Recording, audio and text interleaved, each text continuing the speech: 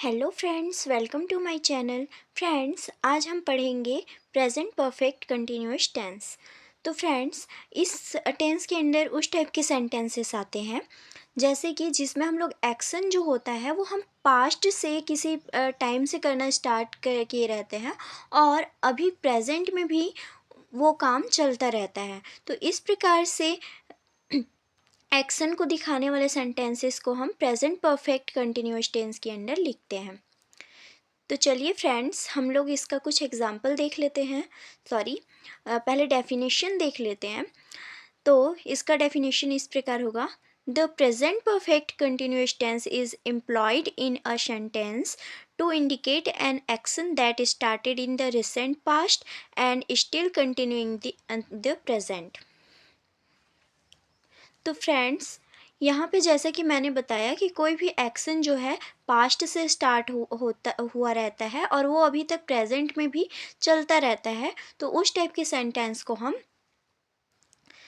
Present perfect continuous के tense के अंदर लिखते हैं।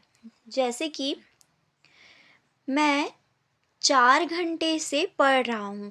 तो मैंने जो पढ़ने का काम है वो 4 घंटे पहले स्टार्ट किया था और अभी तक पढ़ रही हूँ। तो यहाँ पे जो ये सेंटेंस है वो हमारा प्रेजेंट परफेक्ट कंटिन्यूअस टेंस के अंडर आता है। तो चलिए फ्रेंड्स, हम इसका स्ट्रक्चर देख लेते हैं। सबसे फर्स्ट, अफर्मेटिव सेंटेंस बनाने के लिए सबसे फर्स्ट हम सब्जेक्ट लिखते हैं, मतलब जो एक्शन करता है उसको लिखते हैं। फिर यहाँ पे हैज़ और हैव प्लस बीन, जो ये हैज़ बीन और हैव बीन जो है हमारे यहाँ पे हो जाता है हेल्पिंग वर्ब्स।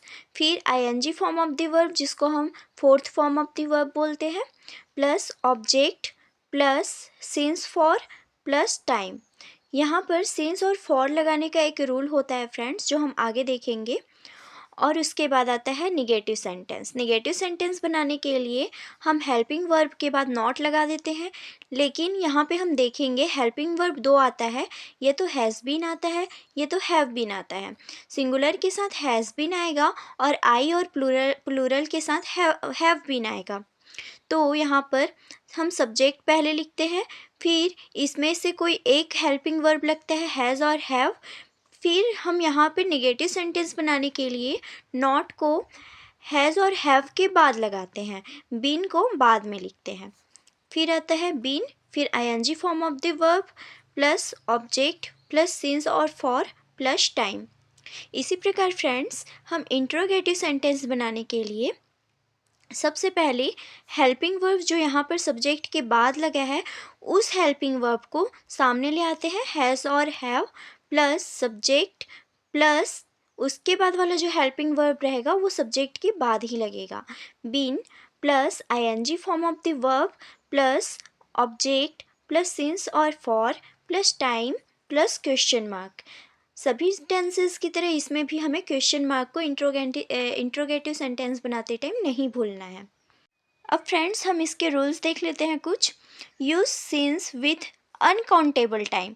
अनकाउंटेबल टाइम मतलब हम उस टाइम को गिन नहीं सकते, जैसे कि इसके अंडर आता है कोई एग्जैक्ट टाइम। अनकाउंटेबल जैसे कि हम मंडे को बोल दिए, यहाँ पे हमें ये नहीं पता होता कि मतलब कितने दिन पहले है, बस हम बोल दिए मंडे को, या फिर करेक्ट कोई टाइम हो गया 2 AM, या फिर 2023, ये भी एक मतलब बोलना चाहिए एग्जैक्ट टाइम है। यहाँ पे मतलब वो ने हम इसको गिन नहीं सकते। इसी जब तक हमें ये ना पता हो कि आज कौन सा डेट है तो हम इसको गिन नहीं सकते ना। तो 4 अक्टूबर जो है ये भी हमारा एक एग्जैक्ट डेट है। इसी प्रकार बहुत सारे एग्जाम्पल्स आ सकते हैं।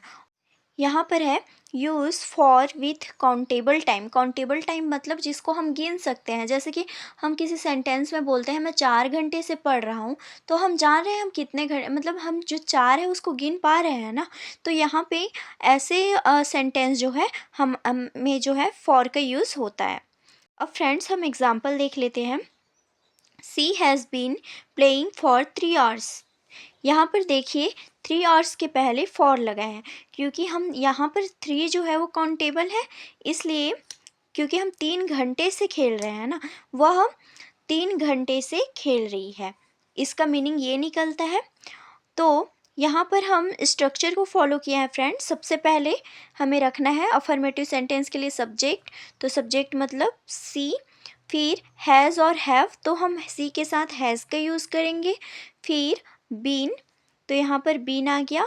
फिर यहाँ पर है ING form of the verb यानी fourth form of the verb, तो यहाँ पर हमारा जो fourth form of the verb है प्लेइंग।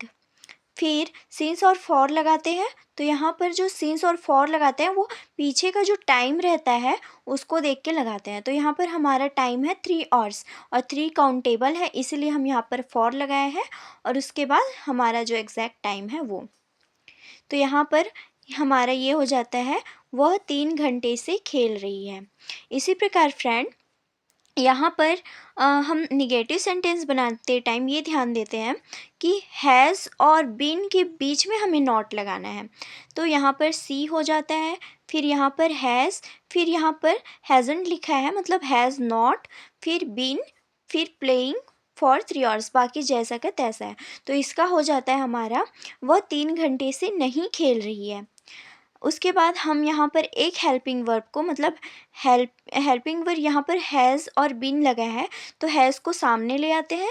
फिर हो जाता है हमारा has she been playing for 3 hours, मतलब क्या वह 3 घंटे से खेल रही है।